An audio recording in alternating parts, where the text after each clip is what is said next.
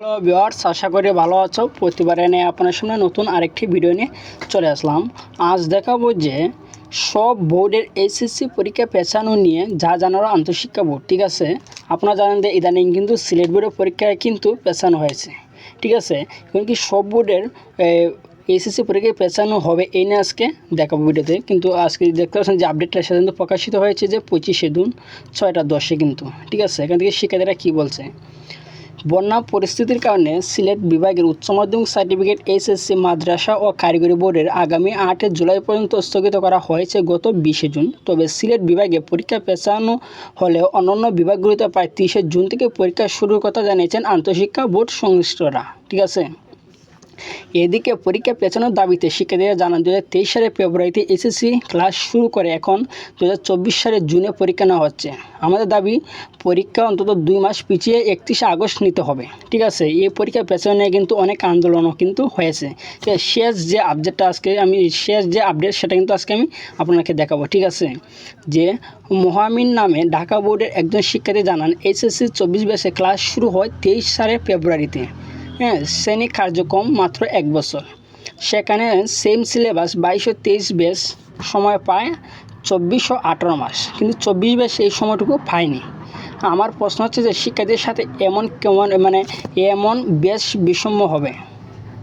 তারা প্রশ্ন কিন্তু ঠিক আছে, এর আগে যে ব্যাচ আসলো 22 এবং 23, 22 কিন্তু 24 মাস পেয়েছে এবং 23 কিন্তু 18 মাস পেয়েছে। ঠিক আছে, কিন্তু 24 ব্যাচের সাথে কিন্তু তারা এই যে একটা ব্যবহার কেন তারা করতেছে। ঠিক আছে, তো সে কিন্তু তার মনে আবেগ কিন্তু এটাই বুঝেছে। ঠিক আছে, আমাদের সাথে কেন এই ধরনের বৈষম্যটা হচ্ছে। এরপর আসে তীব্র দাবদাহ, লোডশেডিং, ঘূর্ণিঝড়, উপকূলীয় এলাকায় অনেক শিক্ষার্থী ক্ষতিগ্রস্ত হয়। তিনি আরও বলেন যে শিক্ষার্থীরা আন্দোলন করে শিক্ষা মন্ত্রণালয়ের উদ্দেশ্যে চিঠি দিয়ে এমনকি অনশনও করে, কিন্তু কারো কোনো কুকটেপ নেই। বর্তমানে নেত্রকোনা, লালমনিরহাট, গাইবান্ধা সহ উত্তরাঞ্চলের বিভিন্ন স্থানে বন্যা ছিল। ঠিক আছে, আপনার যারা পত্রিকা বা অনেক নেটওয়ার্কের মধ্যে কিন্তু দেখতে পাচ্ছেন নেত্রকোনা, লালমনিরহাট, গাইবান্ধা সহ কিন্তু উত্তরাঞ্চলে কিন্তু বিভিন্ন স্থানে কিন্তু বন্যা ছিল। কিন্তু সিলেট বিভাগে পরীক্ষা স্থগিত হলো, এসব স্থানের কোনো সিদ্ধান্ত নেই। আমরা চাই এই বিষয়ে কর্তৃপক্ষের সুচিন্তিত সিদ্ধান্ত আসুক। শিক্ষকরা কিন্তু আবার তারা কিন্তু শিক্ষামন্ত্রীর কাছে কিন্তু তারা আবেদন করছে তারা যে সমস্যাটা নিয়ে। ঠিক আছে, তবে শিক্ষার্থীদের দাবির প্রেক্ষিতে পরীক্ষা পেছানোর বিষয়ে জানতে চাইলে আন্তঃশিক্ষা বোর্ড সমন্বয় কমিটির সভাপতি অধ্যক্ষ তপন কুমার সরকার ডেইলি শিক্ষার্থীদেরকে এমন একটা দাবি ভিত্তিহীন এবং এটা মানার মতো না, কোনো যৌক্তিকতা নাই, সেটা কিন্তু এরা বললে কিন্তু। ঠিক আছে, পরীক্ষা পেছানোর কোনো সুযোগই নেই। বোর্ড এবং শিক্ষা মন্ত্রণালয় 30 জুন থেকে পরীক্ষা শুরু করতে ইতিমধ্যে সকল প্রকার কার্যক্রম সম্পন্ন করেছে। শিক্ষার্থীদের উচিত অযথা সময় নষ্ট না করে পড়াশোনায় মনোযোগী হওয়া। ঠিক আছে, তারা কিন্তু এই ধরনের একটা বুঝ দিয়ে দিচ্ছে শিক্ষার্থীদের। এদিকে সার্বিক দিক বিবেচনা নিয়ে সকল বোর্ডের পরীক্ষা 2 মাস পেছাতে মঙ্গলবার 25 জুন প্রধানমন্ত্রী স্মারকলিপি দিয়েছেন এসএসসি 24 ব্যাচের সকল শিক্ষার্থীরা। ঠিক আছে, আপনাদেরকে সুখবর যেটা হচ্ছে গিয়া এসএসসি 24 ব্যাচের যে শিক্ষার্থীরা সবাই মিলে কিন্তু আজ কিন্তু 25 জুন মঙ্গলবার। ঠিক আছে, আর 25 জুন কিন্তু প্রধানমন্ত্রী কিন্তু স্মারকলিপি দিয়েছেন। ঠিক আছে, যাতে পরীক্ষাটা কিন্তু পেছানো হয়।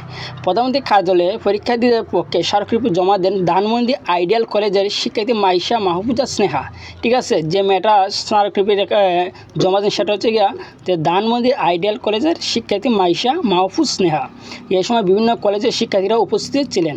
স্মারকলিপিতে শিক্ষার্থীরা প্রধানমন্ত্রীর দৃষ্টি আকর্ষণ করে বলেন, আসন্ন পরীক্ষা সংক্রান্ত কিছু গুরুত্বপূর্ণ বিষয়ে আমরা গভীরভাবে উদ্বিগ্ন এবং এই পত্রের মাধ্যমে আমাদের দাবিকে স্বপক্ষে যুক্তি উপস্থাপন করেছে এবং আপনার সদয় বিবেচনা কামনা করছে। ঠিক আছে, আশা করি যে ভালো লাগছে যে একটি মেয়ে শেষ পর্যন্ত কিন্তু বরাবর সরাসরি কিন্তু প্রধানমন্ত্রীর কাছে কিন্তু সে একটা স্মারকলিপি জমা দেন। ঠিক আছে, সে মেয়ে কিন্তু ধানমন্ডি আইডিয়াল কলেজের শিক্ষার্থী। ঠিক আছে, এখন দেখি শিক্ষামন্ত্রী কি একটা আপডেট দেয়। ঠিক আছে, আশা করি বুঝতে পারছেন যে সব বোর্ডে এসএসসি পরীক্ষা পেছানো নিয়ে যে শিক্ষার্থীরা কিন্তু প্রধানমন্ত্রীর নিকট কিন্তু তারা কিন্তু একটা আবেদন বা একটা চিঠি পাঠাচ্ছে, কিন্তু একটা আবেদন পাঠাচ্ছে। এবং সেই আবেদন পেয়ে প্রধানমন্ত্রী ও শিক্ষামন্ত্রী কী আপডেট দেয় সেই ভিডিওটি জানার জন্য অবশ্যই আমার চ্যানেল সাবস্ক্রাইব করে পাশে থাকুন। ঠিক আছে, আর যদি ভিডিওটি ভালো লাগে লাইক দেবেন, আর যদি এই চ্যানেল নতুন দর্শক হয়ে থাকেন তো আপনাদেরকে রিকোয়েস্ট থাকবে এই ধরনের নিত্য নতুন ভিডিও পাওয়ার জন্য অবশ্যই চ্যানেল সাবস্ক্রাইব করে পাশে থাকবেন। ধন্যবাদ, দেখা অন্য কোনো ভিডিওতে।